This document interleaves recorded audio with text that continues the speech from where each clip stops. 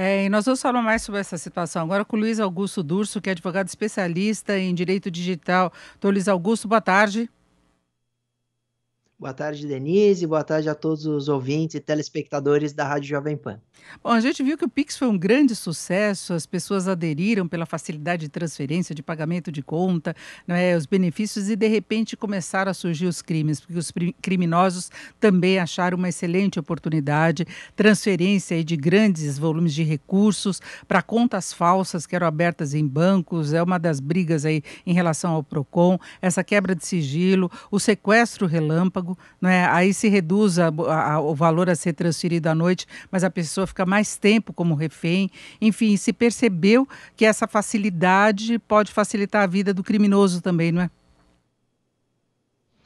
O Pix veio para alterar um cenário de que as pessoas teriam que andar com papel moeda ou esperar o horário comercial bancário para conseguir fazer transferências, o DOC, o TED, etc. Então é um sistema que é muito mais ágil e é instantâneo. Então a transferência cai imediatamente na conta daquele que recebe.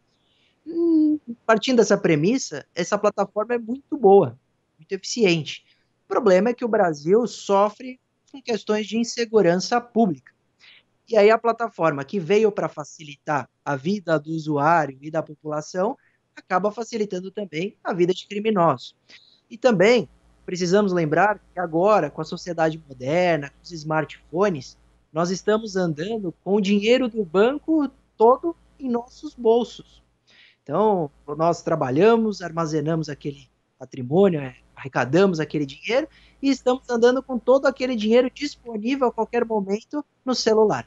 Claro que os criminosos perceberam essa situação muito favorável para cometer o sequestro relâmpago, que aumentou 40% nos primeiros 7 meses desse ano em razão do ano passado, porque basta utilizar o carro, muitas vezes, da vítima como um cativeiro ali provisório e exigir que a vítima desbloqueie o celular e realize essas transações, se apropriando imediatamente dos valores.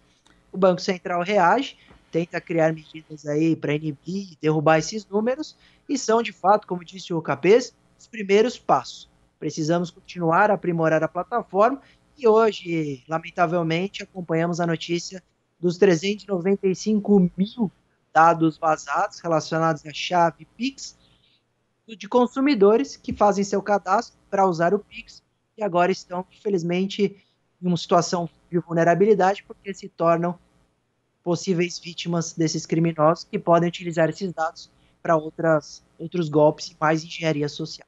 E a chave é o CPF, é o telefone, então são dados aí muito simples, né, de serem acessados, e tem essa questão do sequestro, que aí é um risco mesmo para a pessoa de segurança física, não é? E o grande problema do Pix, por exemplo, é que não tem estorno, então se ele cai em outra conta, a pessoa resgata rápido, e às vezes é conta de laranja, é uma conta com documentação irregular, que é uma falha também do sistema bancário brasileiro, aí não tem muito a quem reclamar. Nesse caso, juridicamente, como é que ficaria a pessoa que sofreu esse sequestro, teve a transferência para uma conta que não deveria existir, ou tem a quebra do sigilo dela ocorrendo aí com essa, por exemplo, com esse vazamento que ocorreu agora? Qual o tipo de proteção legal para quem é vítima desses golpes? Nesse caso do vazamento, já sabemos que a Autoridade Nacional de Proteção de Dados precisa atuar para verificar a responsabilidade, lembrando que a Lei Geral de Proteção de Dados imputa que a responsabilidade é aquele que está tratando o dado pessoal. Vale dizer, nesse caso, o Banco de Sergipe, que era o detentor ali e fazia a manutenção dos dados. Então, ao ocorrer o vazamento, precisa verificar a responsabilidade, mas pode recair sobre este banco. Com relação às fraudes, que inclusive podem ser evitadas, há uma enorme pressão para os bancos avaliarem a forma de abertura de contas. Hoje é muito simplificado. Qualquer um abre uma conta em poucos minutos.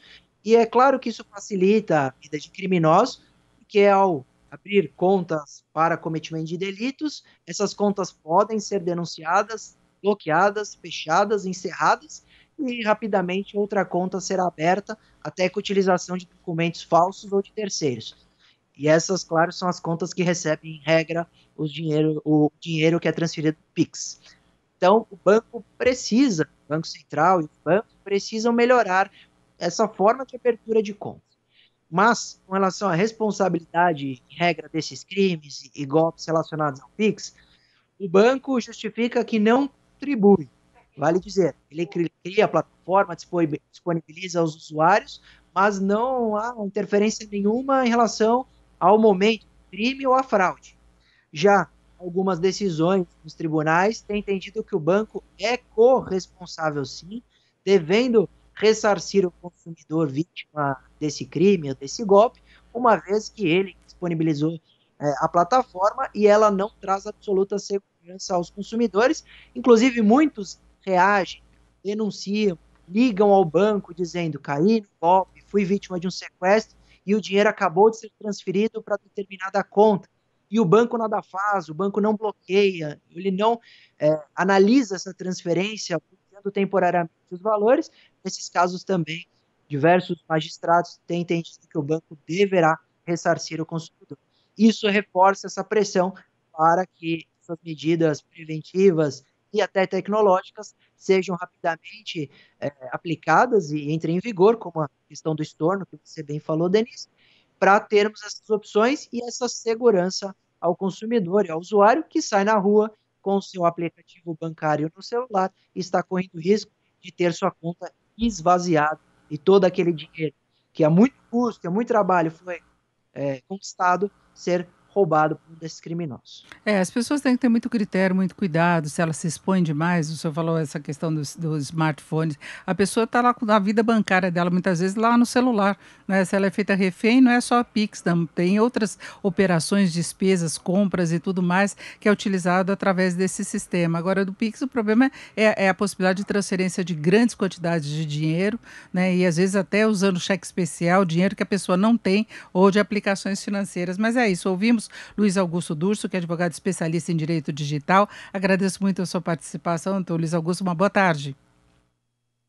Obrigado, Denise, e boa tarde a todos. Lembrando que a ferramenta é boa e importante. Basta aplicarmos essas mudanças necessárias para termos absoluta segurança em sua utilização.